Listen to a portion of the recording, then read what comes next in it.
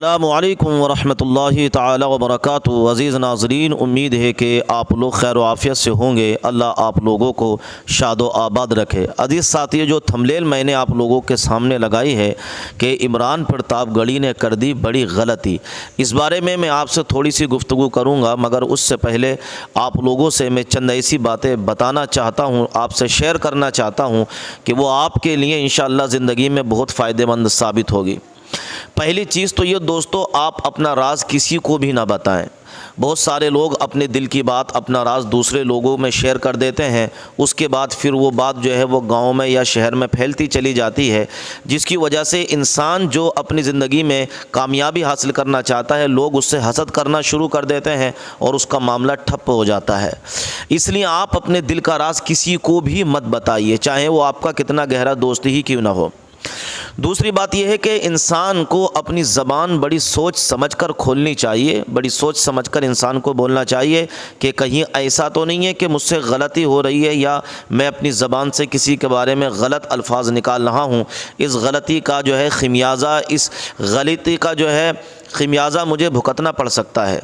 दोस्तों, जो मैंने आप लोगों से कही कि इमरान प्रतापगढ़ी ने की है बड़ी गलती। दोस्तों, असदुद्दीन ओवैसी जो कि एक बैरिस्टर हैं, जो कि एक अच्छे नेता माने जाते हैं, और बहुत सारे लोग ऐसे हैं जो कि असदुद्दीन ओवैसी से बड़ी मोहब्बत और बड़े लगन रखते हैं, और चाहे वोट दें या ना दें वो एक अलग बात है, तो लोग बड़ी मोहब्बत रखते हैं और बड़ा प्यार रखते हैं। बहुत सारे ऐसे भी लोग हैं और कुछ लोग ऐसे भी हैं जो कि मुखालिफत करते हैं। सियासत में तो ये होता है।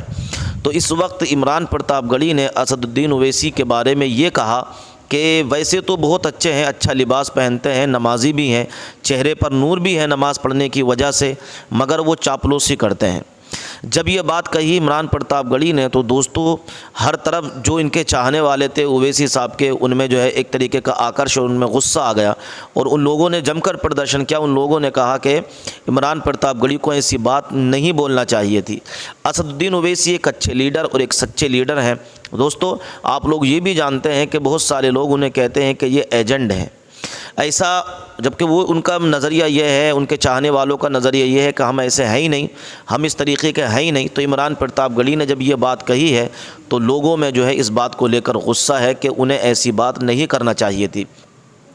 अभी पिछली वीडियोज़ हम आप लोगों को दिखाएं, आप लोगों ने देखी होगी सोशल मीडिया पर कि इमरान प्रतापगढ़ी असदुद्दीन ओवैसी के पास बैठे हैं, उनकी जमकर तारीफ़ भी कर रहे हैं और उनके साथ भी बैठे हैं, उनके साथ खा भी रहे हैं, उनसे मुलाकात भी कर रहे हैं। आपने पिछली वीडियोज़ में आप यूट्यूब पर सर्च करके देख सकते हैं। मगर अब वो ये कह रहे हैं कि ये सही है असदुद्दीन ओवैसी साहब, मगर चापलूसी क्या करते हैं। दोस्तों, इस तरीके की एक वीडियो वायरल हुई है, आइए हम आप लोगों को दिखाते हैं इस वीडियो को आप लोग ज़रूर देखिएगा। उसके बाद कमेंट्स बॉक्स में आप लोग अपना तबसरा ज़रूर कीजिएगा, ज़रूर बताइएगा कि ये सही कहा है या गलत कहा है। इसीलिए मैंने कहा है कि इंसान को अपनी ज़बान पर कंट्रोल रखना चाहिए। जिसने अपनी ज़बान की ज़मानत दे दी, आप समझ लीजिए उसकी दुनिया कामयाब और उसकी आखिरत भी कामयाब हो गई। इस ज़बान को इंसान को कंट्रोल करना चाहिए। मेरे नबी फरमाते हैं, जो इंसान अपने दो जानों के बीच यानी शर्मगाह और अपनी ज़बान की ज़मानत दे, मेरे नबी फरमाते हैं मैं उसे जन्नत की ज़मानत दे रहा हूँ। आइए, एक वीडियो है अच्छी सी, इस वीडियो को आप लोग ज़रूर देखिएगा। असदुद्दीन ओवैसी पढ़े लिखे व्यक्ति हैं, भाजपा की मदद करना कम कर दें, ये सलाह है मेरी उनको। अकबरुद्दीन ओवैसी नहीं, बोलने से पहले 100 बार सोचिए, आपके बोले गए शब्दों का दुनिया में क्या असर होता है वो आप नहीं समझते। मुसलमानों के नेता माना जाता है उनको, सबसे बड़े दोनों ओवैसी। मैं नहीं मानता अपना नेता, मैं भी मुसलमान हूँ। असदुद्दीन ओवैसी पढ़े लिखे व्यक्ति हैं, भाजपा की मदद करना कम कर दें, ये सलाह है मेरी उनको। अकबरुद्दीन ओवैसी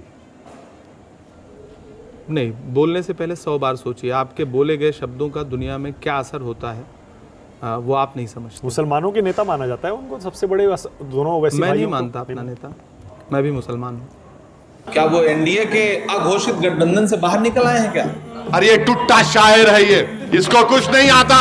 आखिरी अगर कोई बड़ा मुस्लिम कायद था कांग्रेस से, मौलाना अबुल कलाम आजाद रहमतुल्लाह अलैह, उसके बाद कोई नहीं। मौलाना आजाद अपनी तकलीफ लिखते अपनी किताब में इंडिया विंस फ्रीडम में कांग्रेस के बारे में। मौलाना आजाद की शेरवानी को फाड़ दिए थे पार्लियामेंट में ये लोग। क्या वो एनडीए के अघोषित गठबंधन से बाहर निकल आए हैं क्या? अरे ये टुट्टा शायर है, ये इसको कुछ नहीं आता। आखिरी अगर कोई बड़ा मुस्लिम कायद था कांग्रेस से, मौलाना अबुल कलाम आजाद रहमतुल्लाह अलैह। उसके बाद कोई नहीं। मौलाना आजाद अपनी तकलीफ लिखते अपनी किताब में इंडिया विंस फ्रीडम में कांग्रेस के बारे में। मौलाना आजाद की शेरवानी को फाड़ दिए थे पार्लियामेंट में लोग। जो हर जालिम से टकराएगी वो आंधी बनाऊंगा, जो हर जालिम से टकराएगी वो आंधी बनाऊंगा। नए अंग्रेज आए हैं, नया गांधी बनाऊंगा। नया गांधी, इस दौर का गांधी अपने पांव के छालों की परवाह किए बगैर 2000 किलोमीटर से ज्यादा चल चुका है, सिर्फ इसलिए कि मुल्क में भाईचारा आए, मोहब्बत आए, प्यार आए। मेरे भाई, 5 दिसंबर को आपको ईवीएम की कतारों में खड़े होना है, पोलिंग बूथ पर जाना है। तो जब जाइए तो बुनियादी मुद्दों को याद करके जाइए। याद करिएगा, बटन दबाने से पहले ये याद रहे कि आपके इसी सूबे में 135 से ज्यादा लोगों ने अपनी जान इसलिए गंवा दी क्योंकि भ्रष्टाचार की वजह से एक ऐसा पुल जिसका रखरखाव किया जाना था, वो पुल ढह गया और 135 लाशें बिछ गईं। ये याद रखिएगा, लेकिन उससे ज्यादा ये बात याद रखिएगा कि जब 135 लाशें बिछी थी, मोरबी में कफन सिले जा रहे थे, तो हुकूमत का फर्ज यह था कि पूरा प्रशासनिक अमला, मुख्यमंत्री, प्रधानमंत्री जी खुद यहां थे, वो सारे के सारे मोरबी में मौजूद होने चाहिए थे। लेकिन अफसोस, देश का हाकिम दिन में 3 बार कपड़े बदल के उद्घाटन कर रहा था। याद रखिएगा इस बात को, याद रखिएगा इस बात को। असलम साहब मुंबई से आए हैं, वो मंजर याद रखिएगा कि शाहरुख खान के बेटे आर्यन के पास से 5 ग्राम ड्रग्स की बरामदगी दिखा करके टीवी चैनलों पर सरकारी एजेंसियों ने जो तमाशा करवाया था, उसे याद रखिएगा। लेकिन फिर यह भी याद रखिएगा कि इसी गुजरात के मुद्रा पोर्ट पर हजारों हजार करोड़ के ड्रग्स पकड़े गए और मीडिया में बात तक नहीं हुई। याद रखिएगा, याद रखिएगा। नौजवान साथियों, आप खास तौर से याद रखिएगा कि यह गुजरात है जहां 40 लाख रजिस्टर्ड बेरोजगार हैं, और आप जब नौकरी पाने की तलाश में पर्चा